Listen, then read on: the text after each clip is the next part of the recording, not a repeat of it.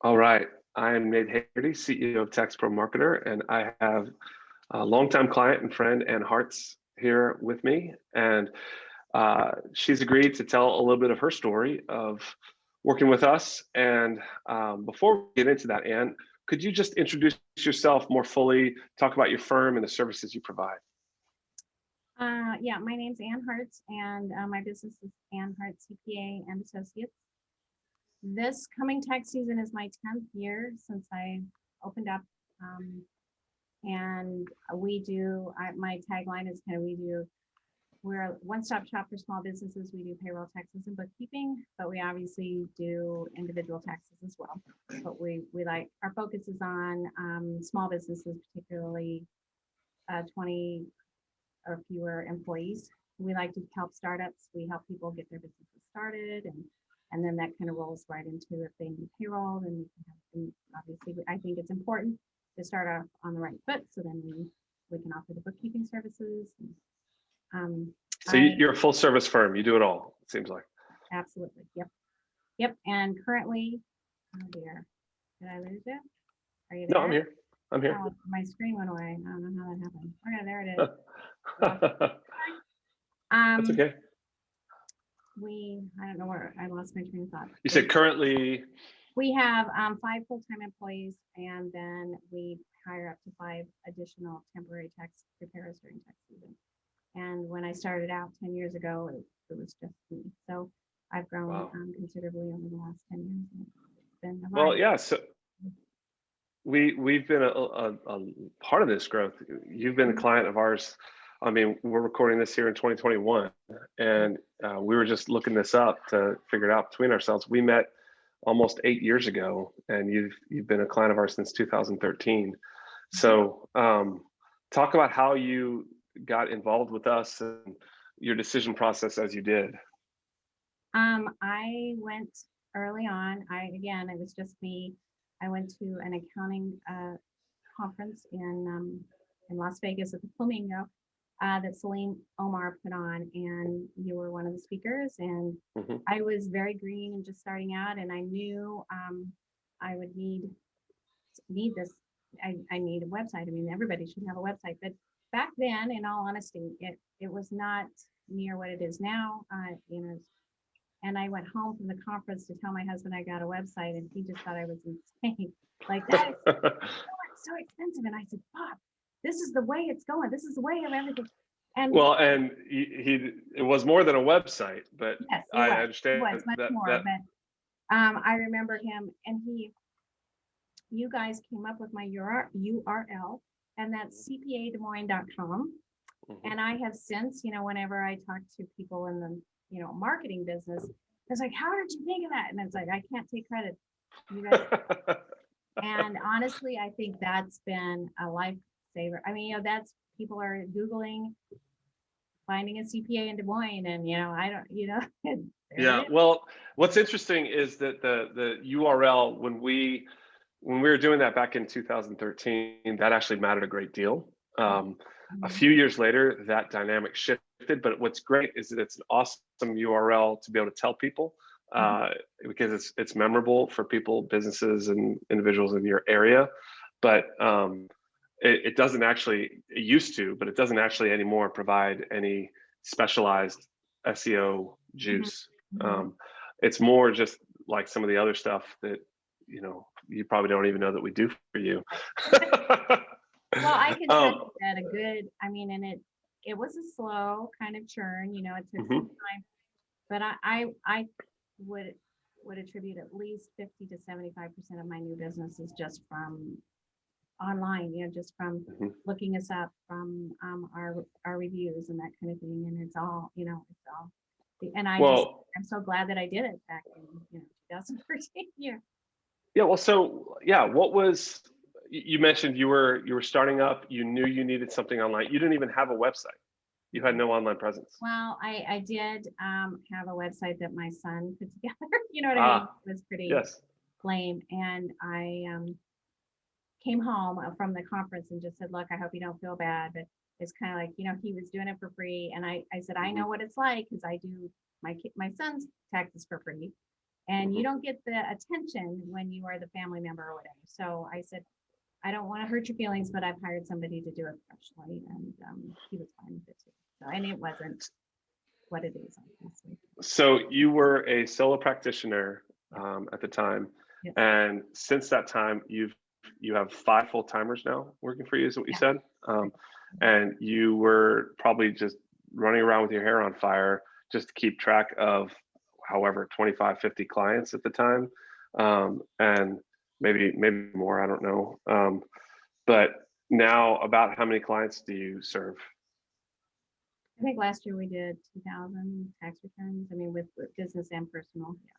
Right. And back then, it was 100 to 100 to 200 maybe at the time. Okay. I remember, at the conference, it was Celine put up there, these big goals, and I remember all I could think of is, I just want to be able to pay my bills. I don't really care to be, giant. I just need to pay my bills.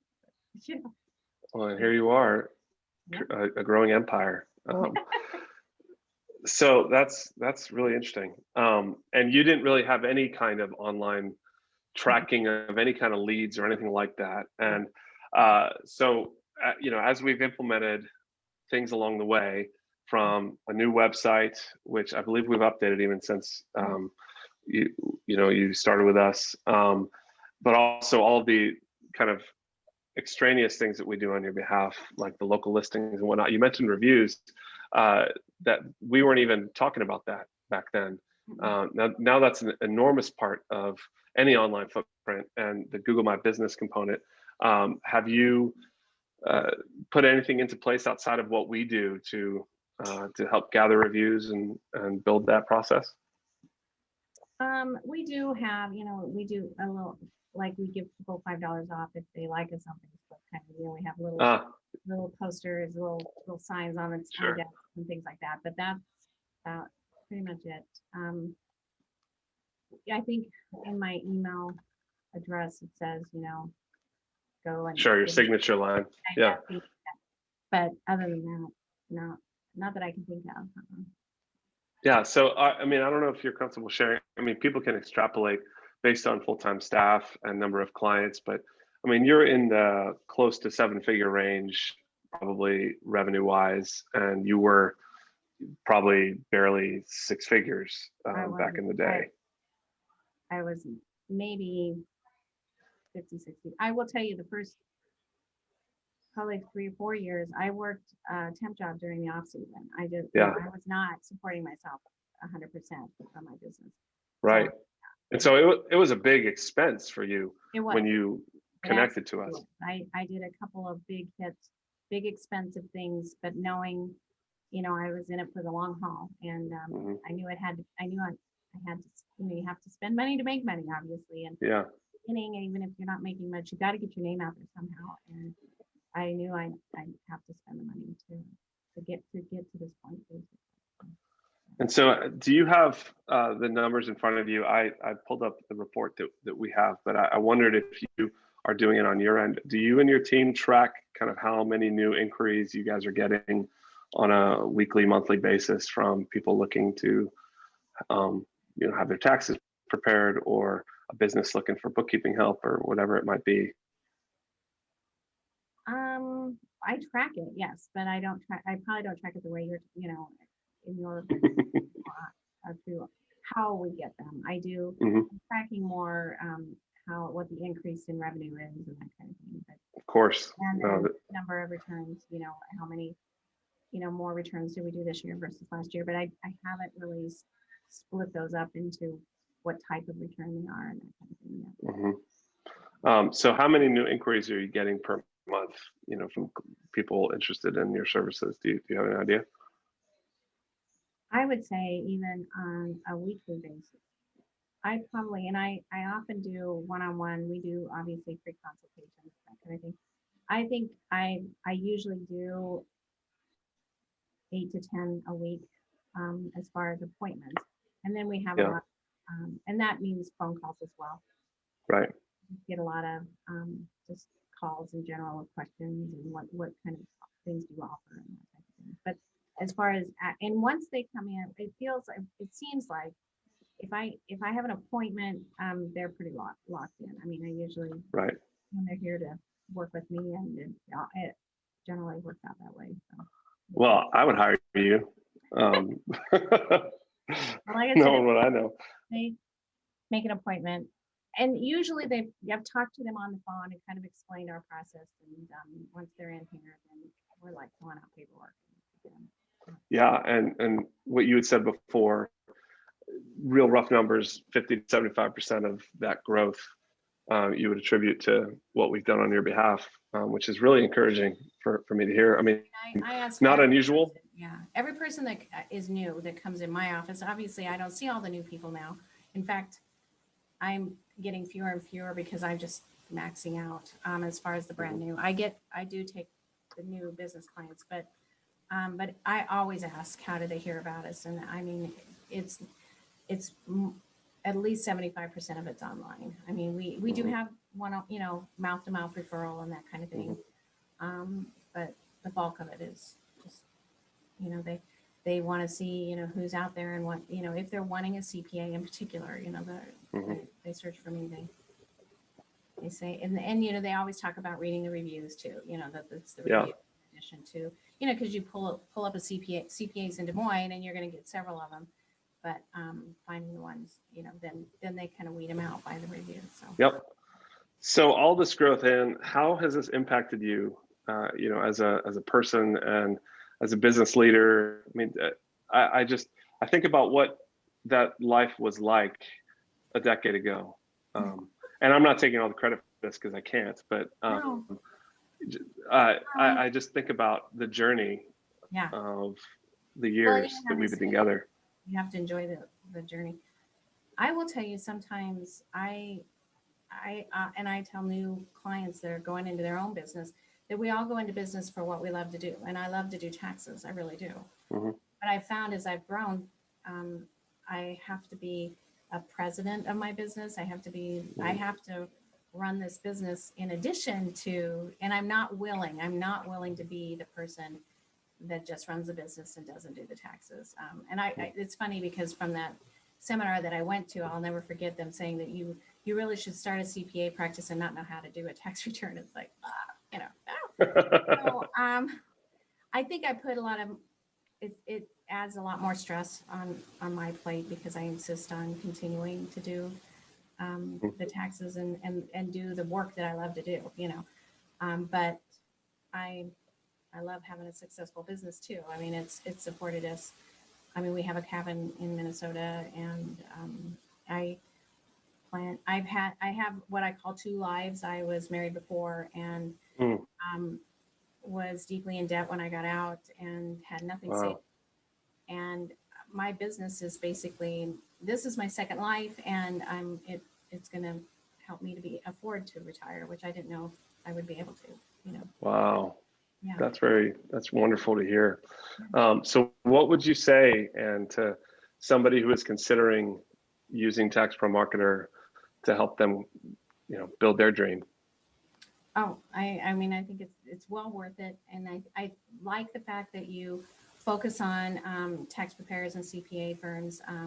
And that's the, what your niche is. So, that's the focus, and it's very easy to work with if you want to change things up, which I've done several times since I've had it. And, they've been very helpful in, taking, like, well, I don't like this, I don't like that. And they'll come back and tweak it and make it the way you specifically want it. And I've had many people over the years, and I'm sure, emails galore about how they could fix it better and they could do it better. And I had one in particular tell me that, all this wording, nobody wants all this wording. They want pictures and stuff. But then when I have clients come in and meet with me, a lot of times they'll say it was my website that brought them in. It was the information that was on that website that brought them in. And I just want to go like that, to the people. Too much words on here. I'm like, trying to sell me a website, And it's hard for someone who is like me, who I'm not techie. When you hear, someone who's supposedly a professional tell you that, people don't like all this work, I just think, oh, really? But the proof is in the pudding. You know, when I get people that walk in my office and say, no, I really liked your website and I like, what you have to say. And it's important. I think the other part that I like is the fact that that website represents me and you're able to put the information on there that I want and to, in my business, it's so important to be able to be trusted. And that's what I want to portray. And I feel like obviously it works. I mean, it's been a great thing, and I'm really glad I stuck my neck out and did it. And I didn't have really the money to do it at the time, but you just do what you got to do. And like I said, I in the early years had to work for other people during the off season, but I was determined to make it work, to keep trying, and I even just earlier today, I had to do a class for it's Iowa Economic Center, and it was about businesses and about, when you want to, how do you start a new business? And one of the biggest things I always say is people think it's going to be a cakewalk, and they think, oh, I'll get to plan my own hours and do, I'm in charge, and it's nothing like that. You work 4 hours. And you do have a boss, and it's your clients, and but if the work that you do is what you love, it's well worth it. And the other thing I always say is you have to be persistent. You have to push through and do whatever you have to do to keep it going. It's not an overnight thing for most people. I mean, yes, you hear all those stories, but it doesn't happen overnight. No, and that makes the journey and the growth that much more sweet. Because if it's just this overnight thing, then it's like cotton candy. But now when it grows, in the way that it has for you, it's like a fine steak, and that's a far better, more satisfying act of consumption. So I like this metaphor. I'm a little bit hungry, but. Well, thank you, Anne. It's wonderful to get the chance to catch up with you and to hear your story again. I'm so thankful that we could be a part of your journey. And obviously, we do all these things on the back end and are doing our magic behind the scenes with SEO and advertising and email marketing and Google My Business and all the different local listings and social media and all these things. But it wouldn't work if you didn't have the heart of a servant and you didn't have the kind of business processes and people that you do, because you can't get reviews. You can't put lipstick on a pig. And we've tried occasionally, but when a CPA or a tax practitioner like you is interested in building something real, that's when we start cooking steak together. And really grateful for that. And I'm hungry. Again, did I say that I was hungry? I'm hungry. So thank you so much, Anne. Yeah, no, appreciate you. I'm happy to.